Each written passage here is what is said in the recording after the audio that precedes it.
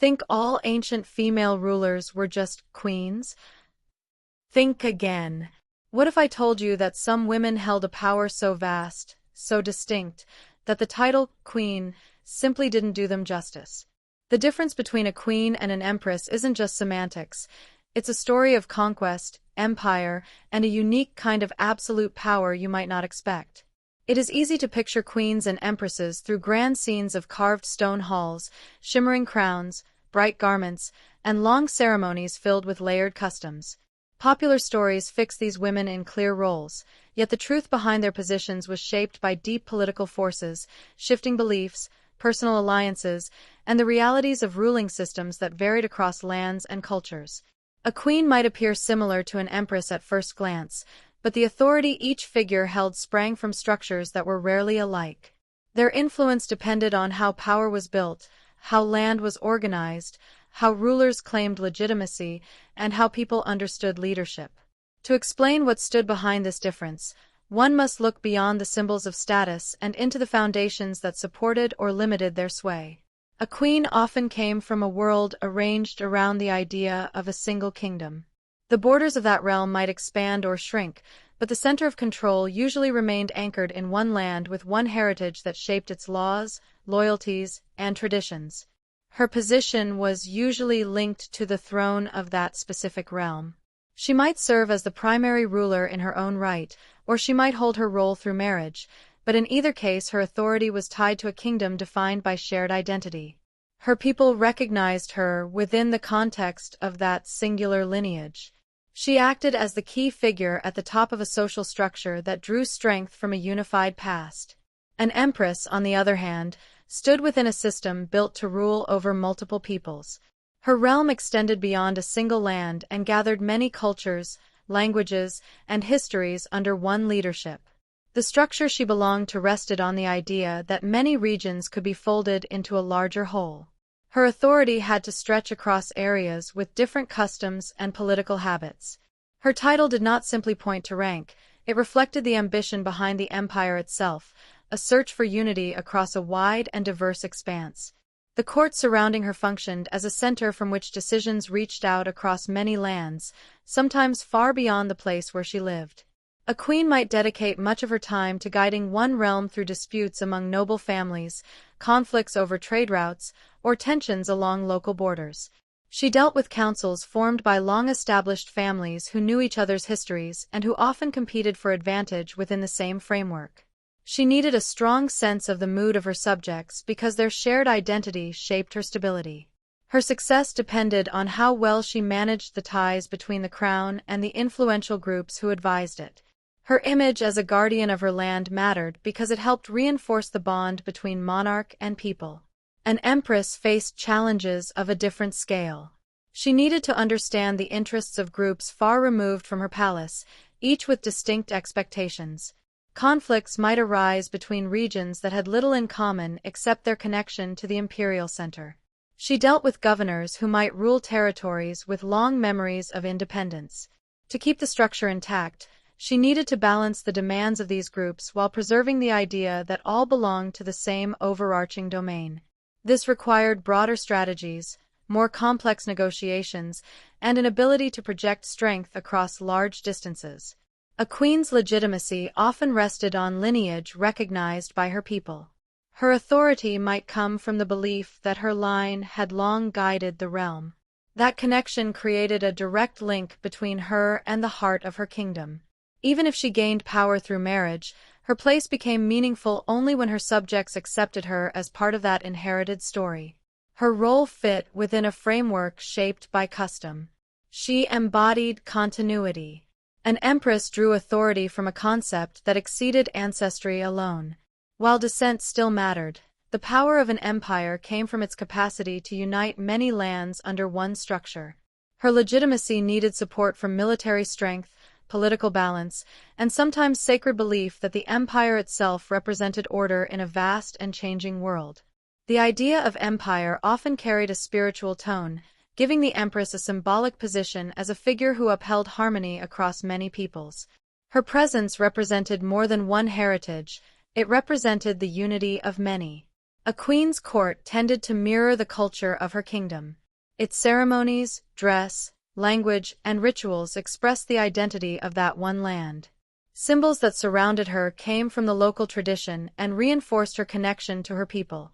Court gatherings, celebrations, and official duties reflected familiar customs. Even when foreign diplomats arrived, they stepped into a setting shaped by the kingdom's own style of rule. An empress presided over a court that often blended influences from many regions. Each group brought its own customs, and these might merge in the palace environment. Ceremonies could include elements drawn from distant lands. Clothes, music, and formal practices might show echoes of several cultures, making the court a place where diversity became a sign of the empire's breadth. The empress needed to represent this varied world without allowing any one influence to overshadow the rest. Her presence symbolized a balance of many voices. A queen's responsibilities focused on the stability of one realm. She had to maintain order among local elites, protect the land from nearby threats, guide the growth of cities, and support the well-being of her subjects. If her kingdom traded with others, she might lead those efforts, but her primary concern stayed centered on her own territory. Her strategies remained rooted in understanding the needs of one people. An empress needed a wider view. Trade routes might stretch across lands with different climates and resources. Conflicts could originate in distant provinces where local leaders acted with significant autonomy. Some regions might resist central authority, requiring careful diplomacy or firm action. To manage such complexity, she needed clear insight into how each part of the empire contributed to the whole. Her concerns ranged from frontier security to the stability of inner provinces, from the loyalty of governors to the prosperity of cities separated by long distances. A queen's authority often appeared more personal. Her subjects might feel a direct connection to her because she represented their shared identity. Festivals, portraits, and ceremonies emphasized her bond with the kingdom. In times of crisis, her presence could unite her people by reminding them of their common heritage. An empress represented a grand concept rather than a single group. Her role was to embody the unity of many lands. She needed to appear as a figure who rose above individual identities and guided the empire as a whole. Her presence at ceremonies signaled the power of the vast domain she governed. When she traveled through her lands, she needed to convey respect for each culture while representing the larger structure that held them together. A queen usually dealt with relationships shaped by regional politics. Noble houses, clergy, merchants, and town leaders all played roles in maintaining the kingdom. Negotiating with these groups demanded tact and familiarity with long-standing traditions. Many of these alliances had been in place for generations and needed steady upkeep. An empress dealt with alliances that could change quickly. Some regions might offer loyalty only as long as the imperial center provided protection or favor. Local leaders might attempt to gain more autonomy. Managing such a system required constant attention to balance. She might use marriage, diplomacy, and cultural integration to strengthen ties. She needed to make each part of the empire feel included without allowing fragmentation. A queen's legacy often centered on her contributions to the growth, strength, or stability of her realm. People remembered her for wise governance, successful diplomacy, social progress, or periods of peace. Her memory became part of the story her kingdom told about itself. Her life marked a chapter in a familiar narrative. An empress's legacy was judged by the endurance of the empire. If she kept diverse lands united, encouraged prosperity across regions, or expanded the reach of imperial influence, she became remembered as a force that shaped history on a wide scale. Her impact touched many cultures, not just one. If the empire flourished, her name became associated with an era of unity. Much of the difference between these two roles lay in the scale of responsibility. A queen guided the life of a unified kingdom, while an empress needed to hold together a world of many identities. A queen relied on trust rooted in shared heritage, while an empress used authority that flowed across lands with varied customs. A queen could focus on the character of one society, while an empress needed to understand how multiple societies interacted within a larger structure. Yet these distinctions did not always make one role stronger or weaker. Some queens led kingdoms that influenced regions beyond their borders. Some empresses commanded realms that struggled to maintain unity. What mattered was the system that shaped their duties and the expectations placed upon them. Their titles reflected the political and cultural world they inhabited rather than simple rank. Understanding the true difference between queens and empresses requires moving past symbols like crowns, jewels, or elaborate ceremonies. Their power came from how their realms were built, how their people saw authority, and how each system handled the challenges of governance. A queen stood at the peak of a kingdom with one identity. An empress guided an immense structure that tied many identities together. Both carried heavy burdens, and both shaped the course of their societies through their decisions, their alliances, and their ability to lead. The throne room entrance, whether belonging to a queen or an empress, represented more than splendor. It marked the point where authority met expectation. Those who entered that space stepped into a place where personal presence, political strategy, and cultural meaning blended. For a queen, the throne room presented the heart of a single realm. For an empress, it stood as the center of a vast tapestry of lands. The difference between them lay not in the height of the crown but in the worlds they commanded. The rise of a queen often began long before her name appeared in records or stories. Her position grew from the traditions, beliefs, and political systems that shaped her homeland. A queen did not simply step into power because of birth or marriage. She entered a role that carried expectations formed over generations. Her life reflected the hopes of her people, the structure of her kingdom, and the ties that held the ruling family together. To understand how a queen emerged, one must look at how lineage, culture, and inherited duty shaped the creation of a monarch who stood at the heart of a single realm. This world differed sharply from the imperial systems that supported an empress. A queen was shaped by the identity of one land, and her story was inseparable from the boundaries and traditions of that place. Royal lineage in a kingdom held great weight. The birth of a daughter into the ruling house carried meaning even if she was not yet expected to inherit the throne. She became part of a network of alliances. Her presence helped secure the future of the dynasty. If she later became heir or married into another royal family, she carried with her the standing of her house. The idea of monarchy rested on continuity. Each generation linked the past to the future. People looked to the royal family as the symbol of stability. Even before a young princess understood her role, she lived within expectations that guided her education, her behavior, and her understanding of her position. A queen who inherited her throne grew from these early influences. She learned the customs of her land, the laws that shaped its governance, and the duties that came with leadership. Her training often included guidance from advisors who understood the political landscape. These advisors taught her how councils worked, how noble families interacted, and how to read the needs of her people. Her education also included study of history so she could understand the path her kingdom had taken and why certain traditions carried such importance. She was taught how to speak with clarity and how to handle ceremonies that connected the crown to the people. A queen who gained her position through marriage entered a different path. Her upbringing still prepared her for a life of influence, but she stepped into a foreign structure when she married into another royal line. She needed to learn the customs of her new home quickly. She needed to understand how her presence shaped alliances. Her loyalty had to be clear to both her birth family and her new realm. She stood between worlds, carrying her own heritage while embracing the traditions of her adopted kingdom. Even when her position depended on her marriage, she could hold significant influence. She helped guide diplomatic ties. She shaped the upbringing of future rulers. She acted as a bridge between her homeland and the place that now called her queen. The idea of a queen as a figure who ruled one land can be seen through the lives of historical figures such as Cleopatra VII of Egypt and Elizabeth I of England.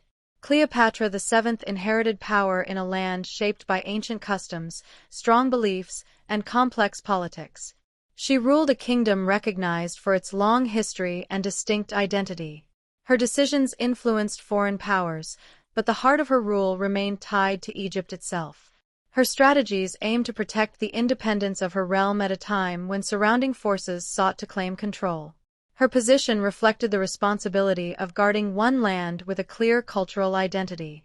Elizabeth I of England stepped into a kingdom shaped by political tension, religious conflict, and long-standing traditions of monarchy. She became a stabilizing force for her realm. Her authority did not stem from an empire that spanned many lands. It grew from loyalty within her own borders. She guided her country through challenges by relying on counsels, learned advisors, and her understanding of the social structure of England. While her influence reached beyond her shores through diplomacy and exploration, her role remained that of a monarch whose first duty lay with the stability and well-being of her kingdom. These examples show how queens operated within established political frameworks. Their power rested on systems shaped by custom, law, and expectation. A queen's influence had strength, but it also had boundaries. She guided matters within the territory recognized as her kingdom. If her realm expanded or faced foreign threats, she responded with diplomacy or military action, yet her authority still centered on the specific lands and people under her crown. The limitations faced by queens often reflected the structure of their governments. Many kingdoms relied on councils of nobles or ministers who held influence. A queen could not act without considering the balance among these groups. She needed to maintain trust. She needed to show respect for tradition. If she pushed too aggressively, she risked unrest or loss of support. Her power depended on cooperation with those who held local authority. The nobles of a kingdom carried long-established rights. They managed estates, commanded forces, and served as links between the crown and the people. A wise queen worked with them rather than against them. She earned their respect by showing steady leadership. Queens also faced limitations set by custom. Some societies placed expectations on how a woman could rule. She had to balance strength with qualities people admired in their rulers. Her image mattered because the public viewed her as the embodiment of the kingdom. She needed to uphold dignity while showing care for her subjects. These expectations varied by region, but they shaped how a queen exercised her power. Even when she held full authority in name, her decisions needed to fit the structure of her kingdom. Marriage often played a significant role in shaping a queen's power. If she ruled in her own right, marriage could strengthen or weaken her position depending on who she chose. A marriage alliance might bring military support or strengthen diplomatic ties, but it might also cause tension if her people feared undue influence from her spouse's family or homeland. If her role depended on marriage, her influence could rise or fall based on her husband's standing. In such cases, she needed skill to maintain her identity within the partnership and ensure her presence remained respected. The birth of heirs shaped a queen's legacy. A secure line of succession strengthened the kingdom. It reassured the people that the future of the realm was protected. If a queen struggled to produce an heir or faced disputes over succession, the stability of the kingdom could be threatened. Such challenges placed pressure on queens because their ability to secure the line became tied to their perceived success. Yet even when succession became uncertain, many queens used diplomacy, strategic planning, and political alliances to maintain order. A queen's day-to-day responsibilities covered a wide range of tasks. She reviewed matters of state. She held meetings with advisors. She oversaw appointments to key positions. She managed relations with noble houses. She guided financial decisions and supported projects that improved infrastructure or encouraged trade. She participated in religious life because spiritual authority often supported the crown. Her presence at holy ceremonies strengthened the bond between the throne and the beliefs that held the community together. Beyond administrative duties, a queen served as the central symbol of the kingdom. Her image appeared in portraits, on coins, and in public celebrations. These displays reinforced her connection to her people. Her participation in festivals showed her respect for tradition. Her words offered hope during times of crisis. People looked to her for stability when facing war, famine, or social change. A wise queen used these moments to strengthen unity. Her understanding of the mood of the realm helped her make decisions that kept the kingdom steady. When queens exercised strong influence, their leadership shaped the development of their realm. They encouraged trade, supported the arts, reformed laws, or expanded the reach of their diplomacy. Their choices could improve life for their subjects. Their guidance could lead to periods remembered for prosperity or cultural growth. Even when their power had limits, their impact could be far-reaching because they guided the direction of the kingdom. Their presence at the top of the social structure influenced decisions made at every level beneath them. A queen's limitations did not weaken her importance. Instead, they shaped how she used her authority. Within a kingdom, power often worked through cooperation. A queen needed insight into the interests of noble families. She needed understanding of the concerns of merchants. She needed awareness of the needs of farmers and townspeople. Each group contributed to the stability of the realm. Her decisions needed to balance these interests. Her success depended on her ability to read the situation accurately and act with careful judgment. Some queens faced challenges from foreign powers. Their kingdoms might stand near ambitious neighbors. In such cases, a queen needed to protect her realm by building alliances or strengthening defenses. She might negotiate treaties, arrange strategic marriages, or support military leaders who defended the borders. These actions had to be measured. A queen who appeared too aggressive risked drawing her kingdom into unnecessary conflict. A queen who appeared too passive risked losing independence. Her strength came from choosing the right moment to act. The birth of a queen can also be understood as the birth of a symbol. From early childhood, she represented hope for the future of the dynasty. The people saw her as a living connection to the continuity of the realm. Her presence at ceremonies reassured the public that the royal line remained strong. As she matured, she learned how to carry this symbolic weight. Her poise, grace, and sense of responsibility grew from understanding the needs of her people. When she finally reached the throne, the journey shaped her ability to govern. She carried lessons from her upbringing, observations from court life, and knowledge gained through years of instruction. These experiences prepared her for the demands of leadership. They allowed her to step into a position that required calm, wisdom, and strength. Her rule became the culmination of the values taught to her throughout her life. A queen held a role that blended the personal and the political. Her marriage, her children, her behavior, and her public appearances all carried meaning. People judged her not only by her decisions but also by her character. Her identity became tied to the fate of the kingdom. She had to navigate a world where every action shaped public perception. Her power depended on her ability to maintain trust. She needed to show that she served the interests of the realm above all other concerns. This deep connection between queen and kingdom created a bond that defined her leadership. She represented the identity of her people. She helped preserve their traditions while guiding them through change. Her role required attention to both the emotional and practical needs of the realm. She acted as a figure who offered comfort in difficult times and direction in uncertain moments. Through her, the people saw the unity of their homeland.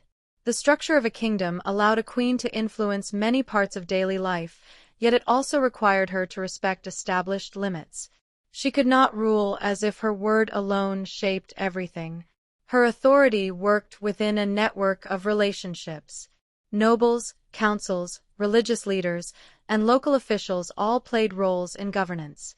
A queen succeeded when she understood how to use this network to support her goals.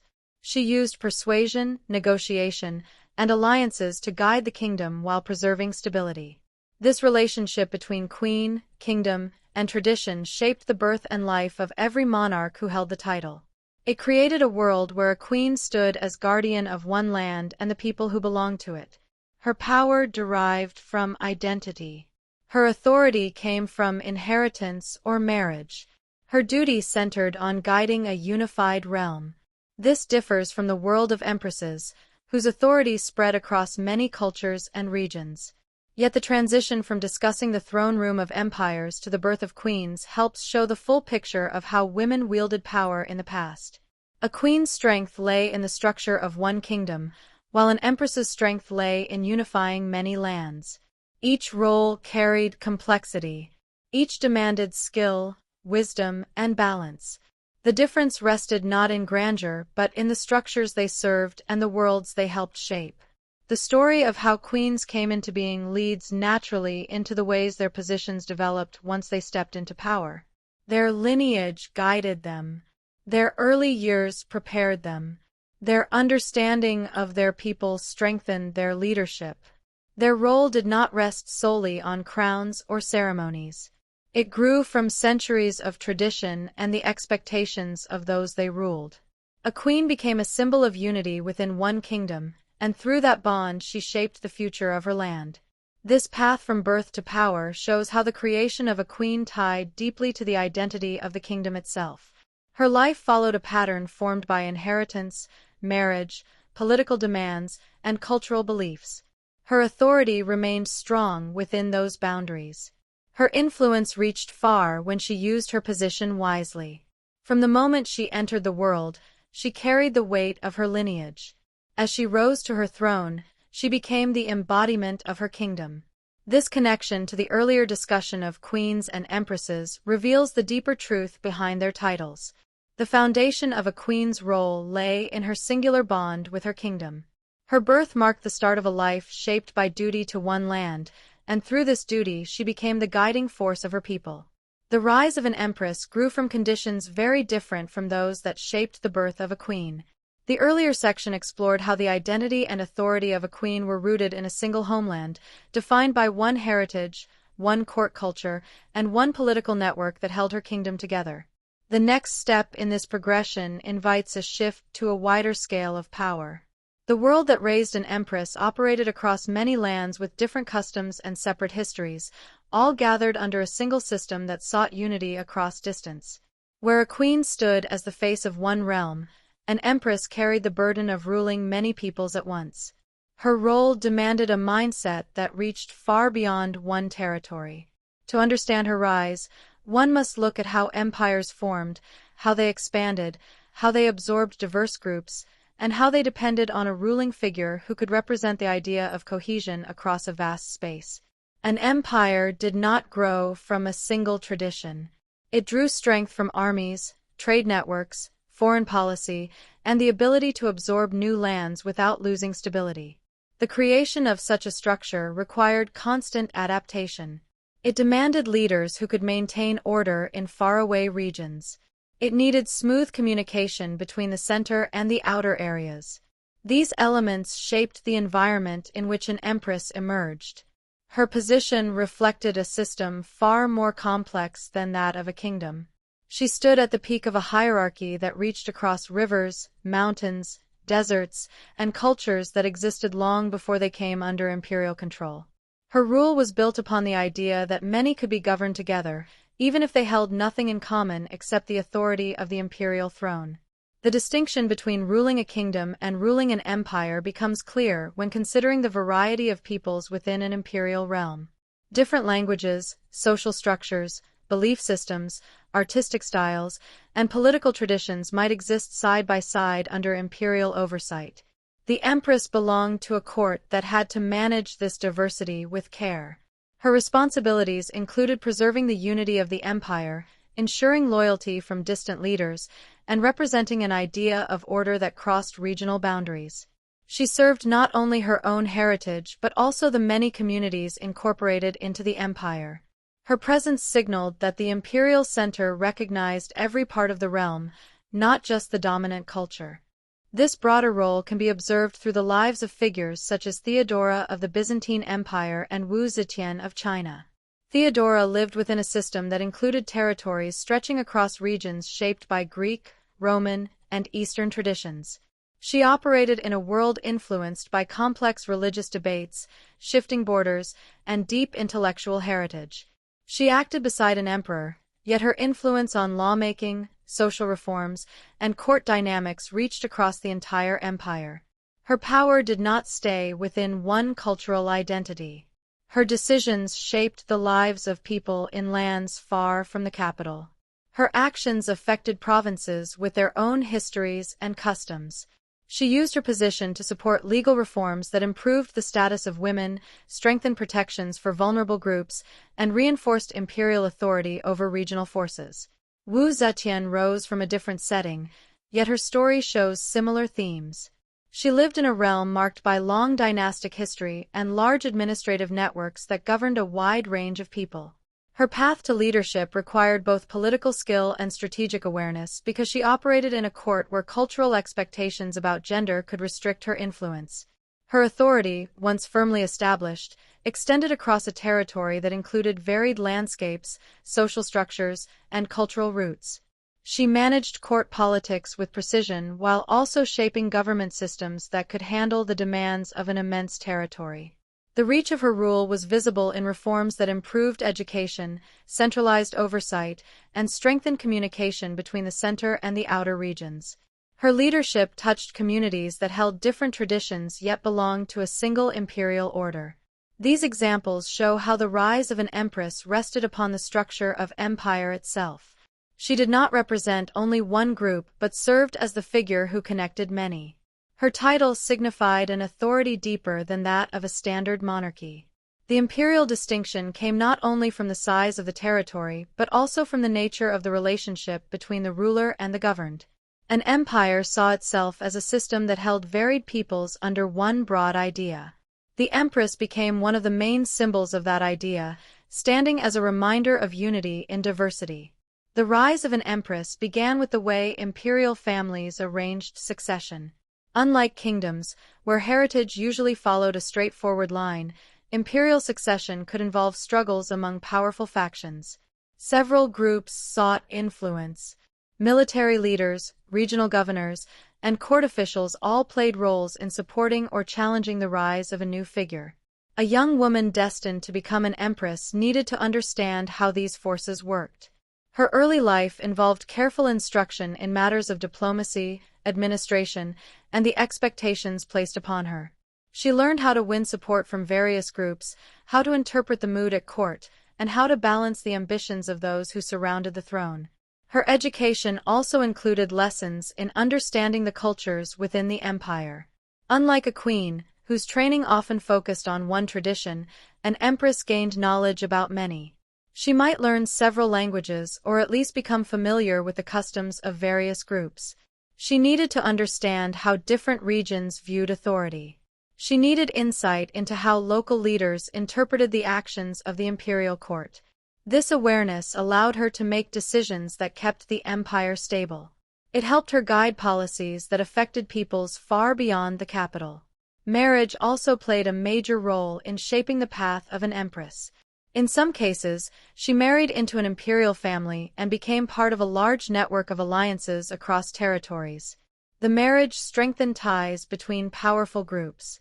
In other cases, she inherited the position directly, making her marriage a political tool that could determine the future direction of the empire. Her spouse could be a partner or a rival depending on the political climate.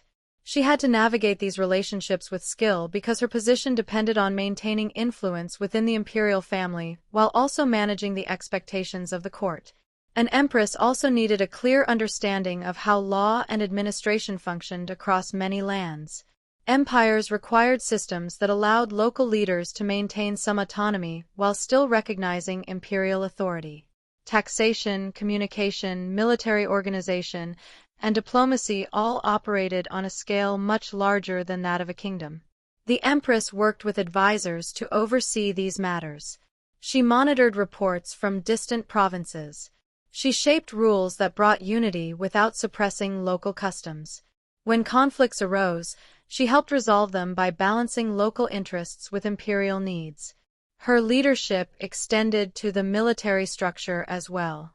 While she might not command armies directly, she influenced decisions about strategy, leadership appointments, and the distribution of resources across the frontier.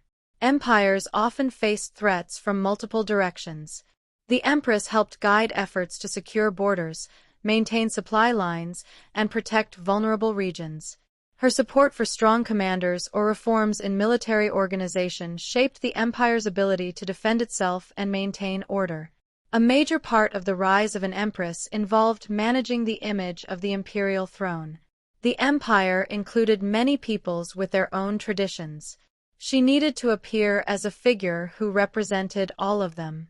Ceremonies at the palace reflected the diversity of the realm. They blended symbols from various cultures. Her clothing, speech, and public actions needed to show respect for many groups while also reinforcing the authority of the imperial center. Her presence at important gatherings reminded the people that they all belonged to a single political structure. The spiritual role of an empress also differed from that of a queen. In many empires, the ruler was believed to possess a connection to divine order or universal harmony. The empress's participation in religious life supported this belief. She attended ceremonies that symbolized the unity of different groups under one spiritual vision. She advised on matters involving temples or sacred institutions. Her support for certain practices or reforms often shaped the direction of religious life within the empire. This influence helped bring cohesion among peoples who might otherwise feel distant from the imperial center. The responsibilities of an empress expanded as the empire grew. New lands meant new challenges. If the empire absorbed a region with its own strong traditions, the empress needed to show sensitivity to local customs to earn loyalty. She might send special envoys to establish communication. She might support local leaders who showed cooperation. She might introduce reforms that eased the transition into imperial rule. Her actions played a key role in preventing unrest. The balancing act required of an empress became even more delicate when tensions arose among regions. Economic concerns, cultural disputes, or political rivalries could strain unity. The empress had to act carefully. She needed to listen to advisors who understood local conditions. She needed to avoid appearing to favor one region over another. Her diplomatic skill became crucial. She used negotiation, compromise, and strategic gifts to build trust. Her interventions often kept small disputes from growing into larger threats. Her influence also extended to cultural life across the empire. She supported artists, scholars, and builders whose work reflected the blend of traditions within the realm. These projects highlighted the richness of diversity within the empire while reinforcing unity. Palaces, temples, libraries, and public spaces often showed a mix of styles drawn from different regions. This artistic expression became part of the imperial identity. The empress, as patron, helped define the cultural character of the empire. The challenges faced by an empress often required strength and patience. The complexity of ruling many lands meant that problems could arise at any moment. Rebellions, economic disruptions, natural disasters, or foreign invasions all demanded immediate attention. An empress worked closely with advisors to address these issues. She helped guide policies that shaped responses. Her actions influenced the confidence of her people. A strong empress provided stability during crisis. A wise empress prepared the empire for future challenges. Her legacy depended on how well she managed this immense responsibility. If she kept the empire stable, strengthened administration, and promoted unity, her reign became remembered as a time of harmony. If she allowed division to spread, her rule could be associated with decline. The weight of her position meant that even small decisions carried long-lasting consequences. The rise of an empress therefore reflected the nature of empire itself. Her authority came from a structure built on expansion, diversity, and the ambition to rule many lands under a single system. She needed vision that extended beyond the boundaries of one territory. She needed the ability to balance competing interests. She needed an understanding of cultures scattered across great distances. Her position demanded constant adaptation. She served as the embodiment of unity across differences. This broader view connects directly to the earlier exploration of queens. Where queens guided one land, empresses guided many. Where queens drew authority from one heritage, empresses represented several. Where queens balanced familiar traditions, empresses balanced entire worlds of culture. This contrast reveals the deep nature of their roles. The rise of an empress grew from a larger, more diverse, more complex system. Her authority stretched across territories shaped by different histories, yet all tied to the imperial center she helped maintain. Understanding this rise completes the picture begun in the discussion of queens and their kingdoms. The two paths reflect different visions of leadership. One grew from a single identity. The other grew from the merging of many. Both shaped history in powerful ways. The story of the Empress shows how far human societies extended their reach and how much responsibility a single figure could carry when ruling an empire built from the combined lives of countless people across wide lands. The contrast between crowns and diadems brings together everything explored in the earlier sections. The discussion has moved from the throne rooms of vast imperial realms to the birth of queens rooted in one homeland, and then to the rise of empresses whose authority stretched across many cultures and far-reaching frontiers. The next step is to look closely at how individual figures embodied these different forms of power. Titles carried meaning beyond court ceremony. They reflected the structure of the world each woman ruled. They represented the expectations placed upon them, the reach of their influence, and the political realities they faced. When comparing the symbol of a crown with that of a diadem, the difference lies not in the ornament itself but in the scale of authority behind it. The idea of crowns and diadems becomes a way to understand how titles both shaped and reflected the place these women held in their societies. Cleopatra VII wore a crown that represented centuries of tradition within a defined kingdom. Her power came from a lineage tied to Egypt, a land with its own long-established identity. Although she navigated the political challenges posed by Rome, her role remained focused on the unity and survival of her own realm. Her crown symbolized authority rooted in local belief, custom, and national pride. The weight of that crown came from the past of her kingdom and the expectations of her people.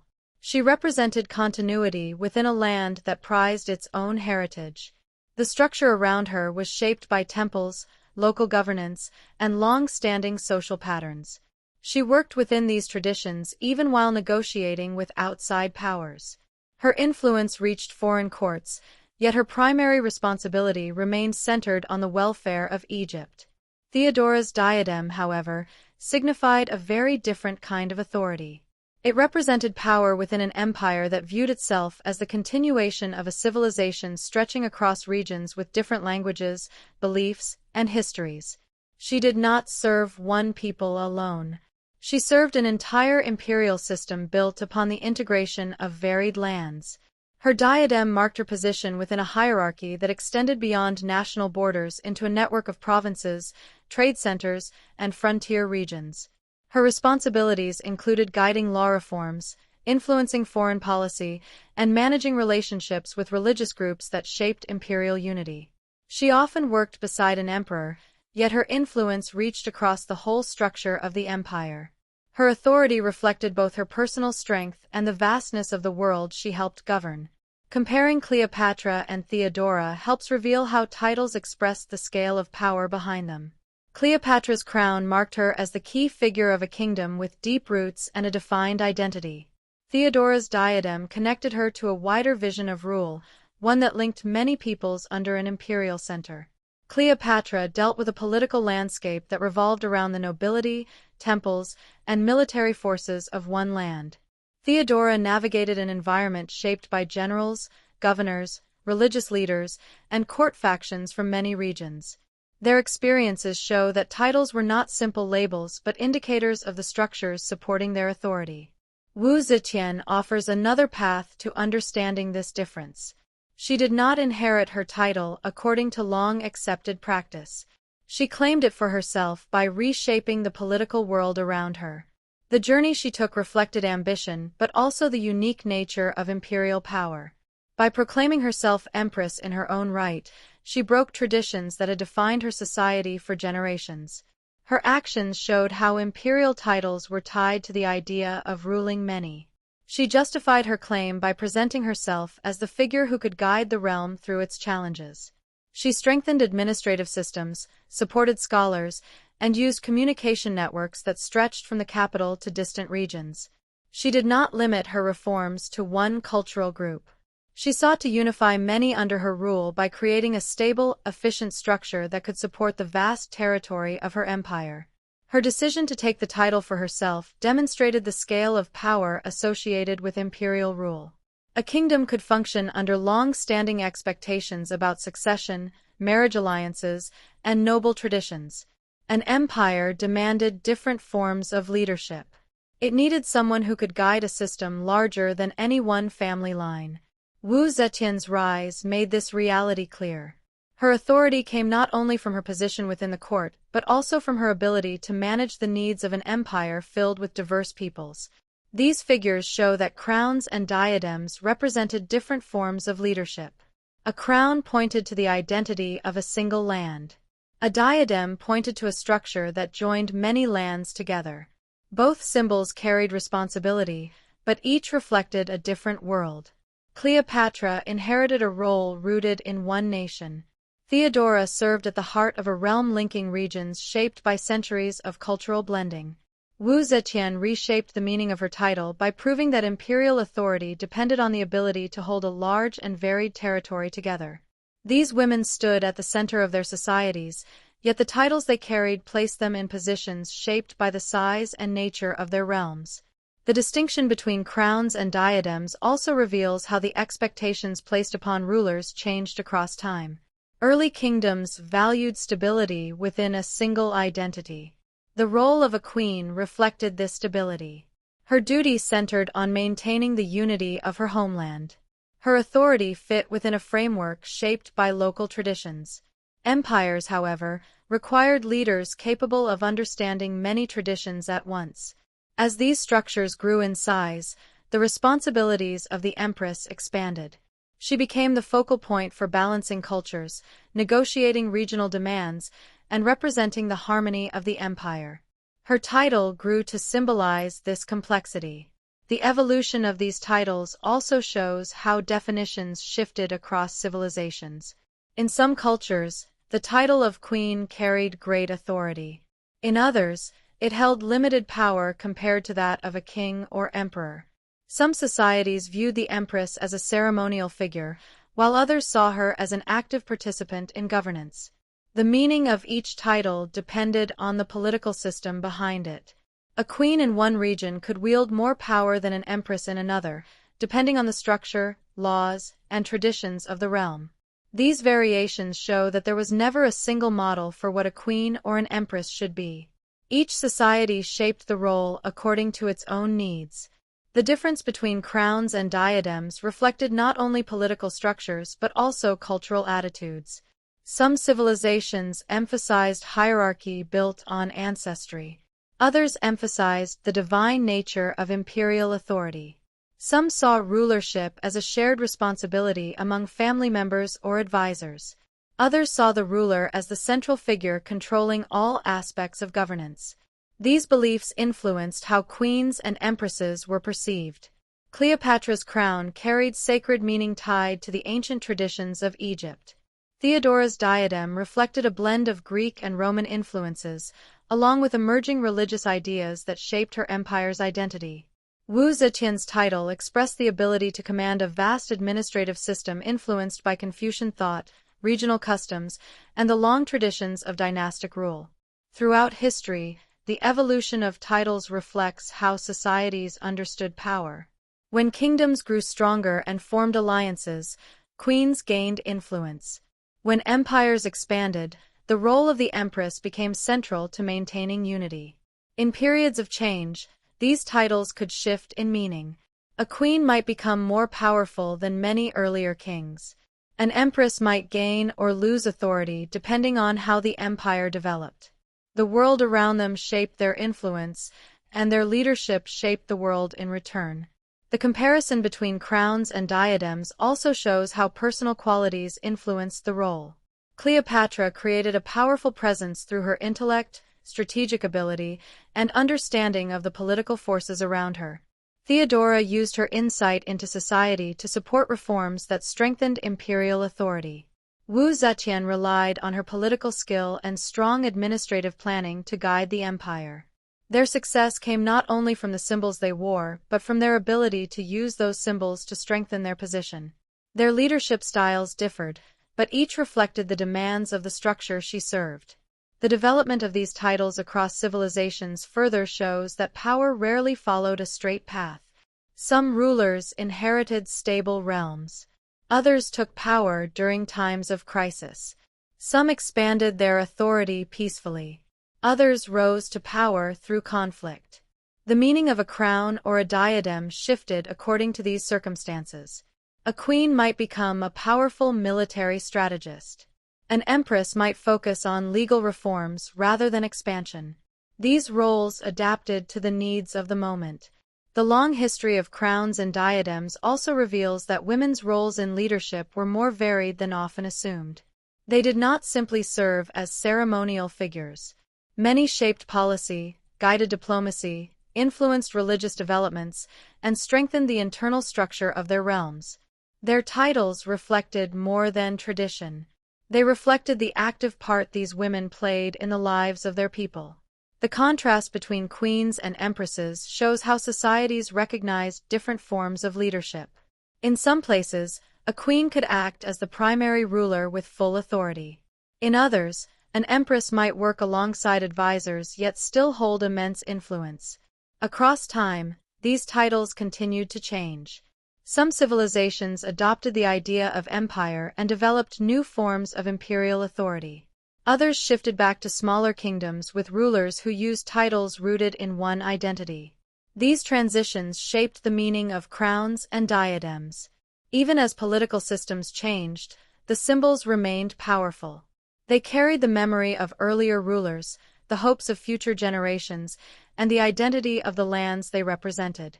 This examination of crowns and diadems ties back directly to the earlier sections.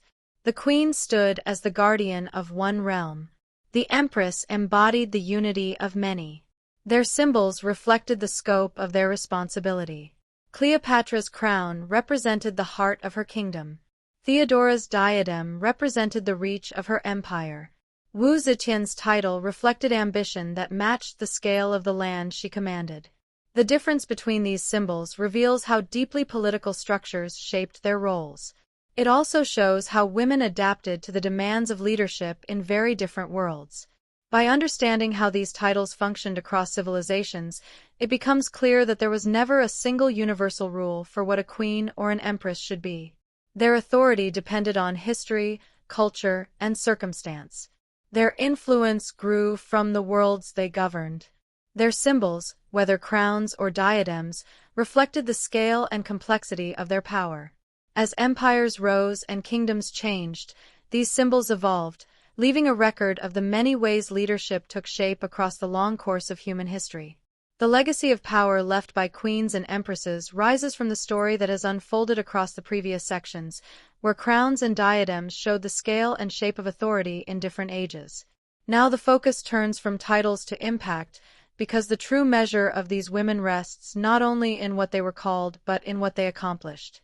Their influence lives on through cultural shifts, political reforms, territorial changes, and the ways they shaped the expectations of leadership.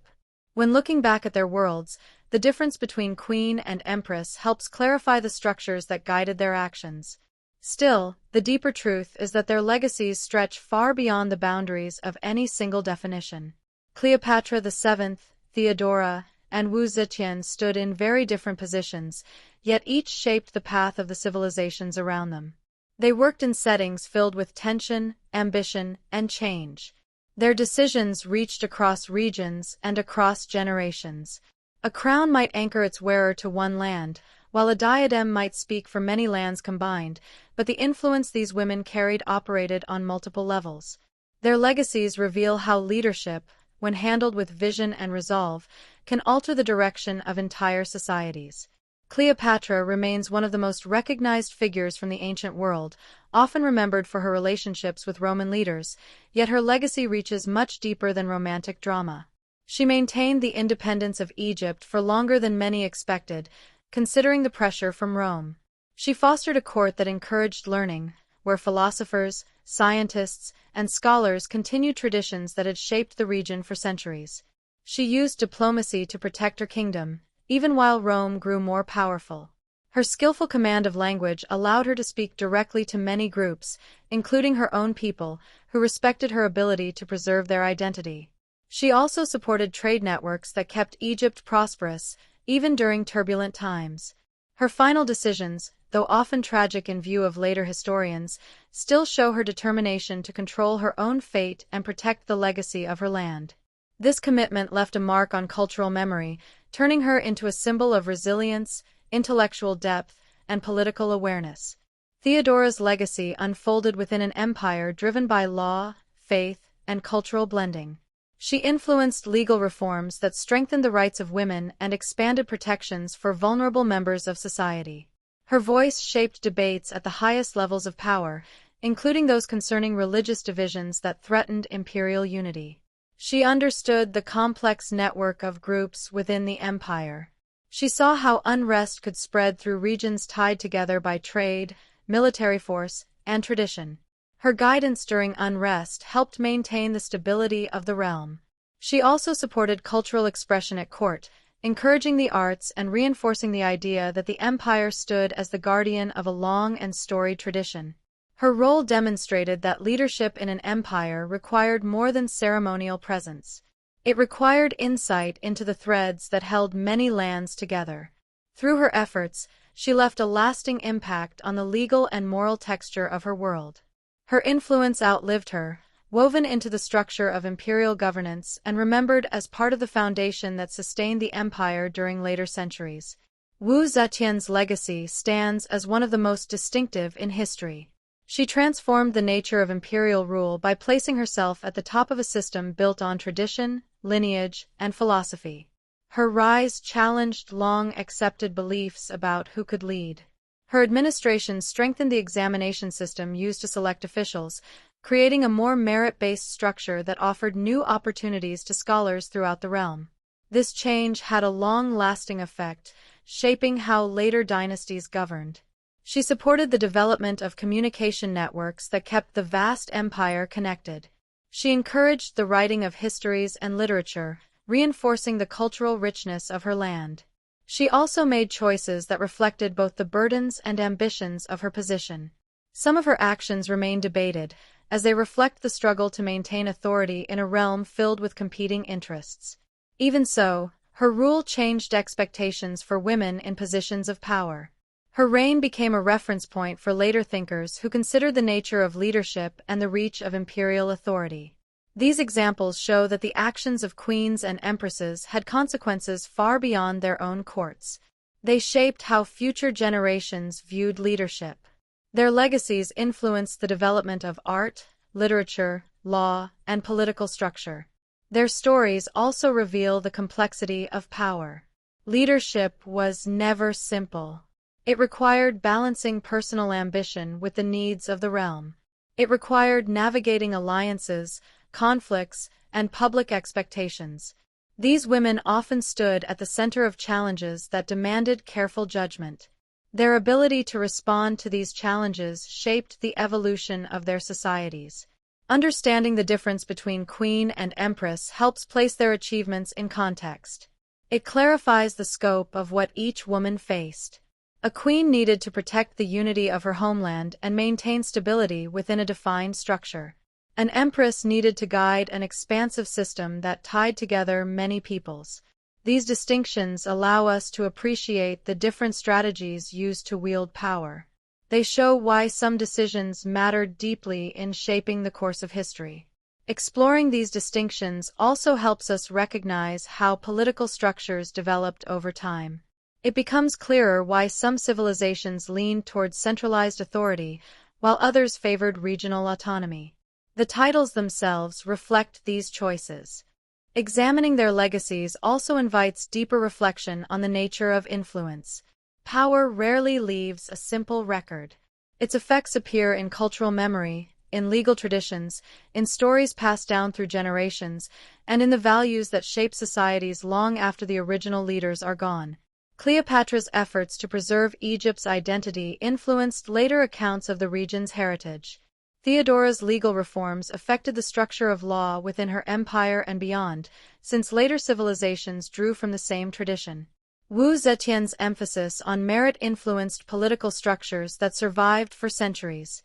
Across these cases, the impact moves beyond personal achievement and becomes part of a shared cultural inheritance. These legacies also highlight how leadership changes the possibilities available to future generations. When a ruler adopts policies that support education, the effects can last for centuries. When a leader solidifies territorial boundaries, later societies inherit the map shaped by those choices. When someone challenges a long-standing belief, as Wu Zetian did, the question becomes part of future debates. This kind of influence reaches across time, offering insight into how individuals shape historical development. Another important part of understanding their legacies is recognizing how these women used the expectations of their roles to carve out space for their own authority. They operated in worlds where power was often contested. They used the tools available to them, whether diplomacy, legal reform, cultural patronage, or administrative restructuring. Their legacies reflect their ability to adapt. This adaptability reveals a key lesson about leadership. Effective rulers understand the systems around them and adjust their methods to suit the moment. The stories of these women also remind us that leadership formed through effort, not only through birth or ceremony. Their successes came from intelligence, strategic thought, and emotional awareness. They knew when to assert themselves and when to negotiate. They recognized the value of alliances. They understood the importance of image, symbolism, and communication. These skills shaped the way they governed. Their efforts remind modern readers that leadership involves continuous learning and decision-making. Reflecting on their legacies also shows that power in the ancient world was not simply about armies and wealth. It was about guiding the identity of a people. It was about shaping laws, protecting traditions, and sometimes transforming those traditions. A queen or an empress carried the hopes of her realm. Her decisions affected not only the present but also the future. This connection between leadership and cultural identity remains a central part of how societies remember their rulers. When looking back at these women, it becomes clear that their legacies hold lessons about human ambition, resilience, and creativity. They demonstrate how leadership can rise from a clear understanding of the world and a willingness to act with purpose. They show how authority, when supported by thought and insight, can transform the structures of society. They remind us that titles matter, but actions define the legacy. Understanding the difference between queen and empress helps deepen appreciation for these legacies because it highlights the diversity of political systems across history. It shows that leadership developed in different ways across regions. It reveals how societies chose to organize themselves and what expectations they placed upon those at the top. These distinctions create a clearer picture of ancient power dynamics. They show why some rulers faced enormous administrative challenges, while others focused on local unity. Through these differences, one can recognize the full range of political possibilities that shaped the ancient world. Exploring these distinctions encourages curiosity about other historical divides. Many societies created layers of authority, each with its own meaning. Differences between chieftain and king, patriarch and emperor, governor and prince, or noble and magistrate all reflect political systems that evolved over time. Each distinction tells a story. Each helps reveal how people understood responsibility and leadership. Learning about these differences adds depth to our understanding of the past. The legacy of queens and empresses invites further exploration into how human societies built their structures. It encourages reflection on how history is shaped by individuals working within complex networks of culture, belief, and governance. It also inspires curiosity about the many other roles that guided ancient civilizations. The past becomes richer when its distinctions are understood not as rigid boundaries but as clues to the lives and challenges of those who shaped their worlds.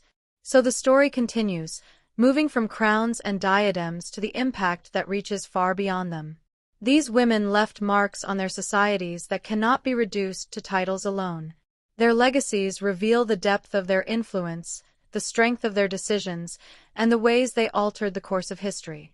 Their stories encourage further exploration into the many forms of leadership that have shaped human civilization. If historical distinctions draw your attention, consider which ones you would like to explore next, because the past holds many more examples of how power took shape and how individuals left their mark on the world.